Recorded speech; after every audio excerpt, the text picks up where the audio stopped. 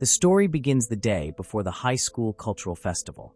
The protagonist, Atego, a first-year student from Class 4, feels tense due to the heavy weight of his package. In his opinion, the cultural festival is just an event for normal people to attend and mingle, and he is only participating so that his classmates don't get angry at him. Atego is the type who prefers stepping aside and watching others do the work. Standing at the classroom door, he thinks he should drop off the package and head home quickly. However, suddenly, a girl bursts into him, and both of them fall to the ground. The girl is Shimizu Roman, someone Atego isn't good at dealing with. She stands up and apologizes to him, bowing down and getting closer to his face, which leaves him stunned.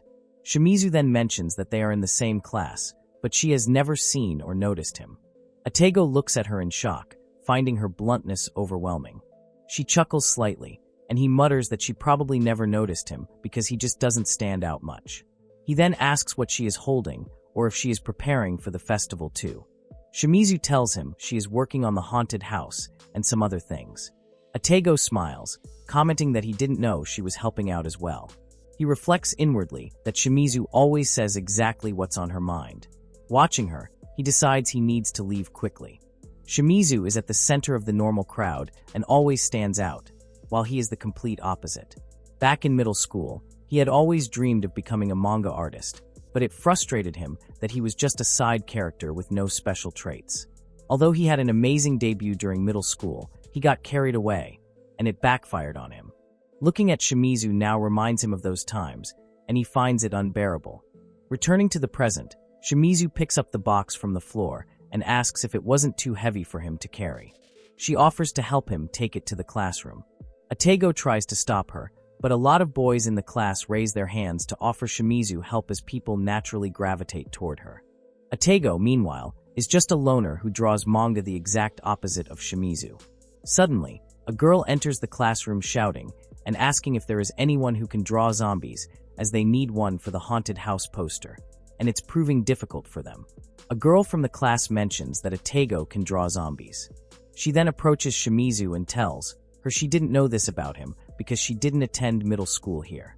Atego starts to freak out, hoping she won't tell Shimizu as he has put his past behind him and doesn't want it dug up again.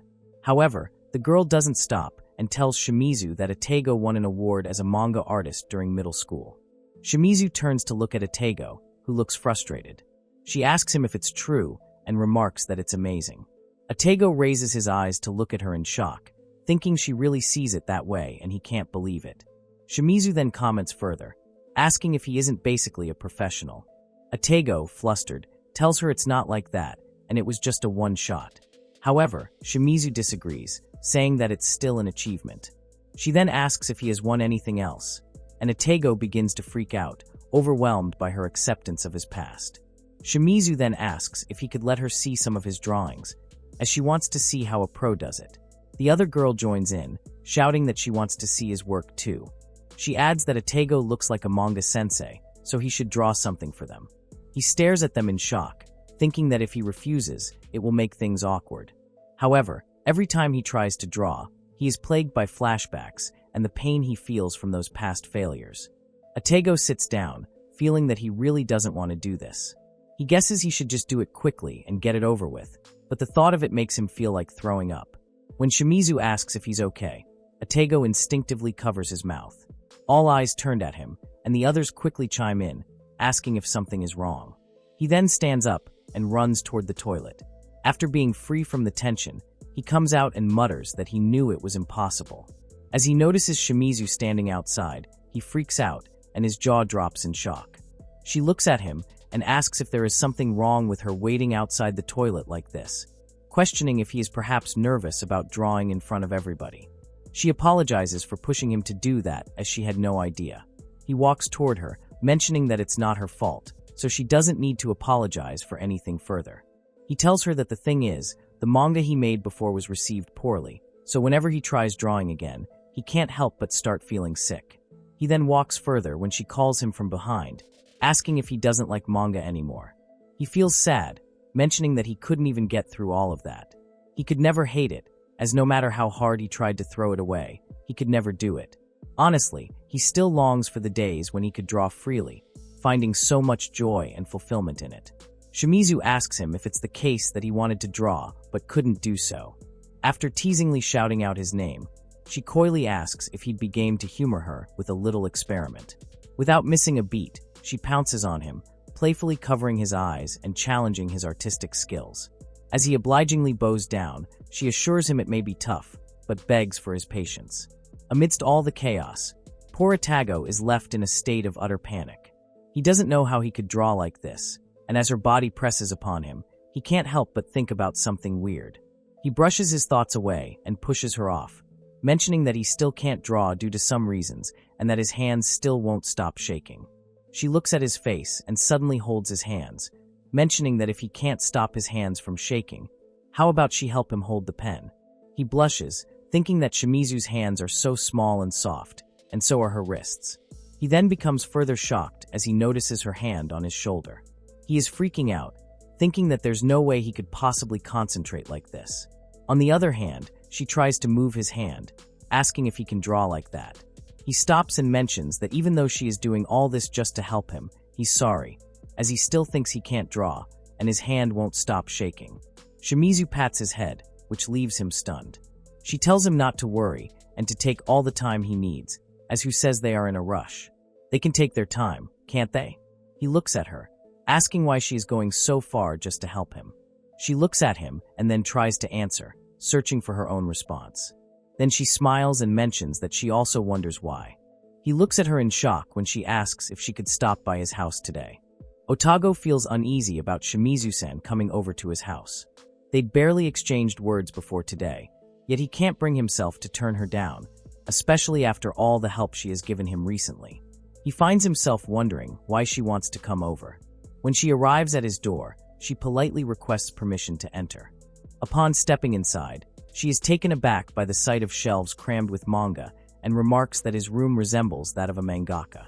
Embarrassed, he awkwardly explains that he simply owns a lot of manga, rushing it off with a vague excuse. She questions him about his parents, and he evasively mentions that he thinks they will be back soon. She casually remarks about her reason for coming over today, answering her own question by admitting she wanted to see his debut work. Panic grips Otago as he realizes she's talking about the piece that was ruthlessly criticized. Seeing the excitement in her sparkling eyes, he quickly blurts out an excuse, claiming he threw the manga away. Quickly excusing himself, he rushes out of the room, mumbling something about getting her a drink. In the kitchen, as he pours some juice, guilt gnaws at him for lying.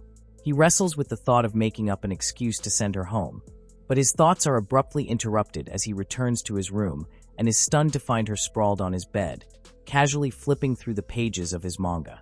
His cheeks burn as he quickly averts his gaze, mumbling something about bringing her tea. Shimizu sits up, thanks him, and then lightly points out that it is obvious he hadn't thrown the manga away as it has his name on the cover.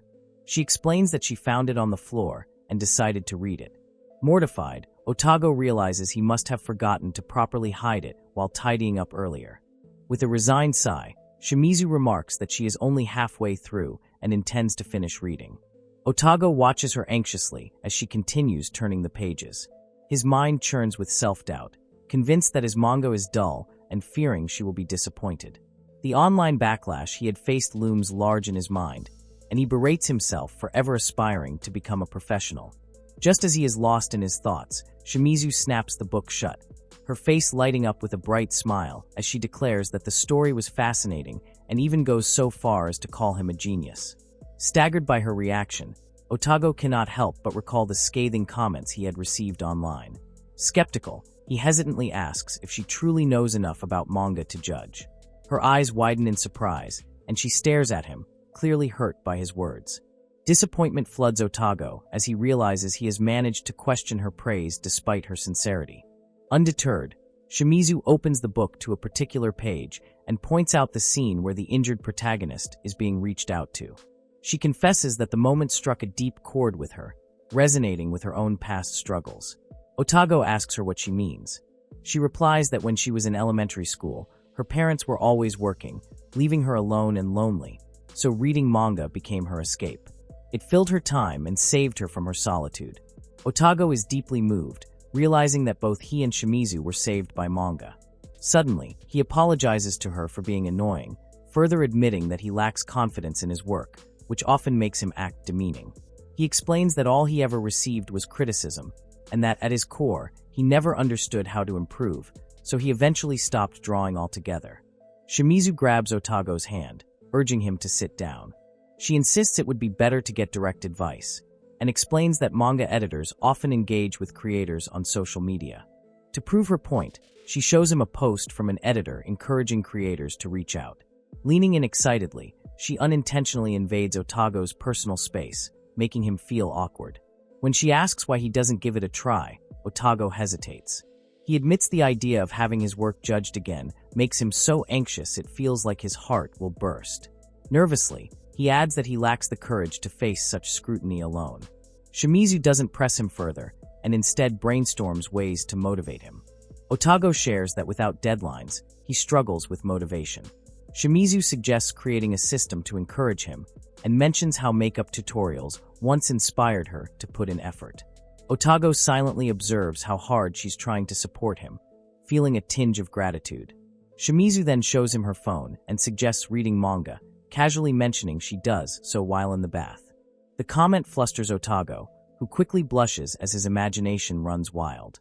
Suddenly, Shimizu spots a manga on his shelf and excitedly grabs it. As she does, she trips and falls onto Otago. Their brief contact sends him into a spiral of panic, but Shimizu, seemingly unfazed, teases him, noting she's the one being pushed down this time. Otago scrambles to apologize, quickly shifting the conversation back to her earlier advice. Shimizu cheers him on, telling him that if there's something he truly wants to do, it would be a waste not to try. Their moment is interrupted when someone enters, announcing a visitor for Otago. He asks Shimizu to stay for dinner, but she declines, saying it's late and they can continue their talk next time. After she leaves, Otago collapses onto his bed, utterly exhausted. As he lies there, her words echo in his mind. If there's something you truly want to do, it would be a waste not to try. The faint scent of Shimizu lingers on his blanket, and Otago finds himself unable to stop thinking about her and the encouragement she gave him.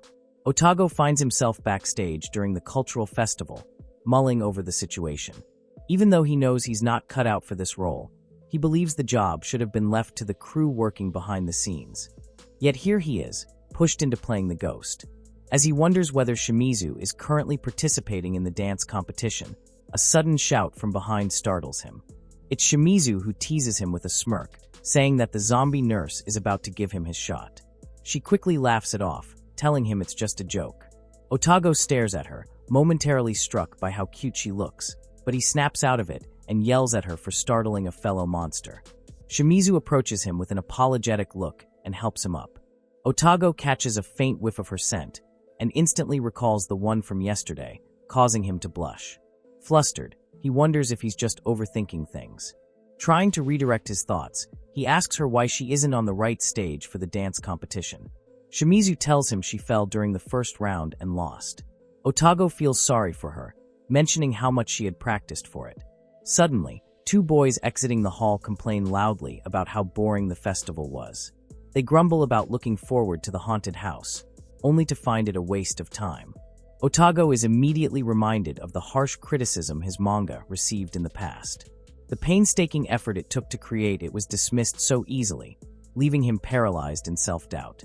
Shimizu, unfazed, calls out to the boys and asks them what exactly they found bad about the haunted house, explaining that they want to improve it so others can enjoy it more. The boys, taken aback by her directness, explain that the monsters are visible from the entrance, so nothing about it feels shocking. Otago panics at such a glaring mistake and is mortified. Shimizu thanks the boys for their feedback and immediately turns to Otago, telling him they need to make changes. Stunned, Otago asks her how she could confront them so directly without fear. Wouldn't hearing such negative comments feel like a complete negation of all their hard work?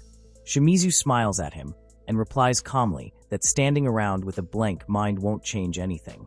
Even if it's bothersome, she believes it's better to confront the problem head-on than avoid it. She suggests they start making improvements before more customers arrive. Soon after, Shimizu examines the setup and admits the visibility issue is real. She proposes they raise the height of the partition to fix it. Otago watches her in awe, admiring her ability to take action so decisively and her positivity in the face of problems. When he's with her, she lights up the atmosphere and even makes him feel lighter. In his eyes, Shimizu is truly a strange but remarkable person. A girl enters backstage to inform them that customers are arriving and the lights are about to be cut. As the room plunges into darkness, Otago hides behind the curtains. Unable to see anything, he fumbles in search of Shimizu, but she swiftly covers his mouth. Otago glances at the customers' feet, noting how close they're getting. When the visitors finally leave, they remark that the show was scary and interesting. Hearing this, Shimizu beams, chuckling softly, and says she's glad they could give the audience a good time. Otago looks at her with admiration, marveling at how quickly she made improvements and succeeded. In his eyes, she is so cool, and he wonders if he could ever become like her. Shimizu then asks if he remembers their conversation from yesterday about wanting to try bubble tea from the snack bar. Excitedly, she mentions a unique flavor she's never seen before and insists they go try it. Otago stares at her in surprise, amazed that her adventurous spirit extends even to small things like this. As they leave, another girl praises Shimizu's outfit, asking why she didn't participate in the beauty pageant. Shimizu smiles and modestly replies that she had no intention of joining. Otago observes her silently, noting how popular she is while he feels completely out of place in such an environment. The girl invites Shimizu to check out the stalls together, but Shimizu declines, instead leaping toward Otago and reminding the girl that she already promised to go with him. The girl looks confused, unable to recognize Otago. As they stroll through the stalls, Otago notices how happy Shimizu looks. Taking a sip of his bubble tea, he finds it delicious, but Shimizu suddenly complains about hers tasting off. Concerned, Otago offers to buy her another, mentioning he still has prize money from his manga. Fired up, Shimizu scolds him for wasting hard-earned money on something so trivial. Calming down, she takes a sip from his cup instead, smiling as she says she's happy he cares. He freezes, staring at the straw, realizing they just shared an indirect kiss. Nearby, people whisper about how they look like a couple, though both dismiss the idea, thinking their personalities are too different. Despite this, Otago starts worrying that being with him might not be good for her. When Shimizu notices he's lagging behind, she asks why. Awkwardly, he explains that they're mismatched and spending too much time together might spark rumors.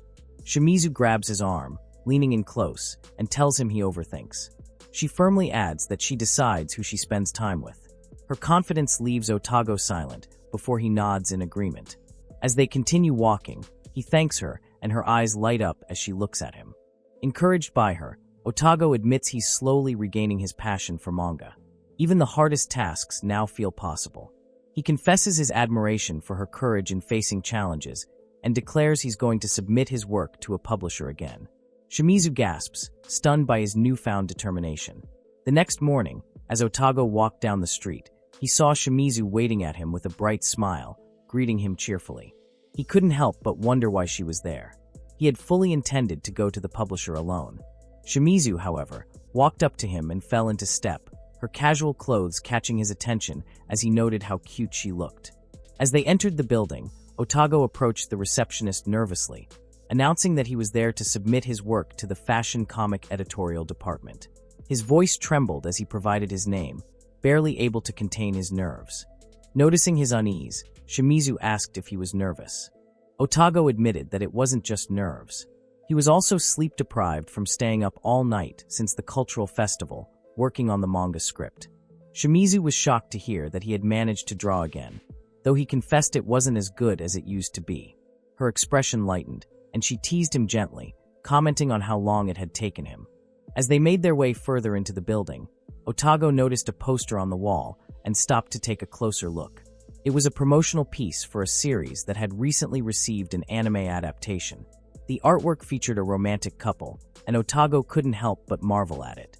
Shimizu, curious, asked if he had brought the magazine with his debut manga. Otago nodded, reflecting silently on how many times he had visited publishers before. His first visit had been during middle school. Shimizu, impressed, remarked on how unusual it was for someone who had debuted so long ago to submit again. Otago explained that he wanted to start fresh and create something akin to the manga he had loved years ago. He was determined to begin with a blank slate and mentioned how fortunate it was that he had kept his old publication. Curious, he turned to Shimizu and asked why she had come long. She reminded him that he had mentioned finding the idea of meeting the editor alone intimidating. Otago blushed at her straightforwardness, but didn't respond. Before he could dwell on it further, a young woman approached and introduced herself as Yumisato, the editor. Otago was immediately taken aback by her appearance and casual demeanor, wondering if everything would be all right under her guidance. Yumisato led them to a room where they could sit. Otago nervously presented his old magazine, which Yumisato accepted with an enthusiastic smile. She commented on how nostalgic it felt, recalling the days when the magazine had been in its prime. She even pointed out an ad page she had worked on, laughing as she recounted making a typo that had angered her superiors. Both Otago and Shimizu were taken aback by her light-hearted attitude. Turning her attention back to Otago, Yumisato praised him for winning a manga medal during high school, recalling how the editorial team had been excited about his work at the time. Otago thanked her politely as she began flipping through the manuscript he had brought. She complimented his character designs and action scenes, but her tone turned more critical as she noted that the settings were too numerous and confusing. She questioned whether he had considered the reader's perspective while creating the story. Otago admitted with a sigh that he had simply drawn what he wanted. Yumisato, still smiling, apologized for being blunt, acknowledging that her feedback might sound harsh. However, she explained that compared to seasoned authors, she needed to hold his work to a higher standard. Otago felt his heart sink, realizing he had been naive in thinking that wanting to become a mangaka again was enough. Before despair could take hold, Shimizu sprang into action. She passionately declared her belief that the current Otago had the potential to create an even better manga. Despite Otago's attempts to calm her, she continued, insisting that there were things he could draw now precisely because of his past experiences. She challenged the editor, asking if she wasn't curious to see what Otago would create next. He took a deep breath as her words resonated with him. It occurred to him that perhaps his past failures had equipped him with a unique perspective, enabling him to create something meaningful now. Yumisato, visibly moved, remarked on how supportive Shimizu was and joked that she must be his girlfriend. Otago immediately denied it, flustered, but Yumisato apologized for the misunderstanding and shifted the conversation. She suggested that Otago try creating a romantic comedy. Otago was stunned. His previous works had been action-focused, and he had little experience with rom-coms. Yumisato explained that rom-coms were currently popular and suited to the magazine's focus. She mentioned that his manuscript already showed potential in its interactions between characters and encouraged him to explore the genre. Otago was shocked but couldn't ignore her praise. Yumisato pointed out that his apparent chemistry with Shimizu could serve as inspiration for a great rom-com. Otago refuted the notion once more, but her suggestion lingered in his mind. She shared examples of other successful authors who had started with little experience in the genre and still produced amazing work. Turning her attention to Shimizu, Yumisato asked if she also drew manga. Shimizu revealed her sketches, and both Yumisato and Otago were struck by how unique and personal her drawings were. Otago agreed that her style had a distinct charm. He was surprised to learn that Shimizu had started drawing manga herself, and her excitement as she discussed her process was contagious. Shimizu reflected on the challenges she faced while drawing, admitting that it had given her a deeper appreciation for Otago's persistence. Despite his painful memories, his dedication to manga was evident, and she admired his love for the craft. Yumisato remarked that their dynamic could easily inspire a compelling rom-com, and Otago began to seriously consider the possibility. Gathering his resolve, Otago decided to give it a shot. He asked Yumisato if he could bring another manuscript, promising to work hard and improve. Both Shimizu and Yumisato cheered for him, expressing their excitement to see what he would create. Yumisato offered to mentor them, handing out her business cards and making copies of their manuscripts before they left. As they exited the building, Shimizu beamed, congratulating Otago on a successful day. She pointed out that they now had someone in charge of them and called it a huge accomplishment. He agreed, though still processing everything that had happened. When Shimizu teasingly suggested that she could act more like a girlfriend to help with his rom-com, Otago didn't respond instead. He leaned into her arms,